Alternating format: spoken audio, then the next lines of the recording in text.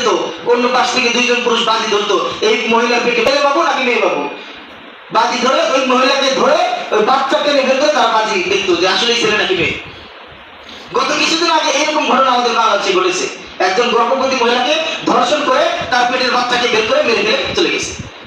বিধর্মীরা তো মুসলমানদের উপর অত্যাচার করবে, যেখানে আমরা মুসলমান নয় মুসলমানের উপর অত্যাচার করি। একজন মুসলমান আর একজন মুসলমানের কাছে নিরাপদ না। একজন মেয়ে, একটা মহিলা, সে তার মুসলমান অন্য কোনো ভাই, তার পাড়া প্রতিবেশী গ্রামের কাছে সে নিরাপদ না। সেখানে বিধর্মীরা তো আমাদের উপর অত্যাচার করবেই। এই গত কয়েকদিন যাবৎ ভারতের পশ্চিমবঙ্গে যেভাবে মুসলমানদের উপর অত্যাচার হইতেছে, মসজিদগুলো ভেঙে ফেলতেছে, তারা প্রকাশ্যে বলতেছে আমরা এখানে রাম রাজ্য প্রতিষ্ঠা করেছি, এখানে মুসলমানদের কোনো অধিকার নাই, মুসলমানরা আমাদেরকে ভোট দেয় নাই। মানে যে যেভাবে পারতেছে মুসলমানদের উপর অত্যাচার করতেছে।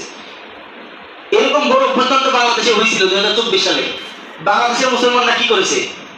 কোন তৃতীয় পক্ষ যেন হিন্দুদের মন্দির ইত্যাদি ভেঙে মুসলমানদের উপর দোষ চাপাতে না পারে, এই জন্য মুসলমানরা সারা রাত মন্দির পাহারা দিছে। এখন আপনি চিন্তা করেন মুসলমানদের আচরণ আর তাদের আচরণ। ওই দিন একজন বলতেছে, আমি একটা ভিডিওতে দেখলাম যে আমরা কোনো দাঙ্গা হাঙ্গামা করি নাই, আমরা সুষ্ঠুভাবে আমরা আমাদের কাজ করছি।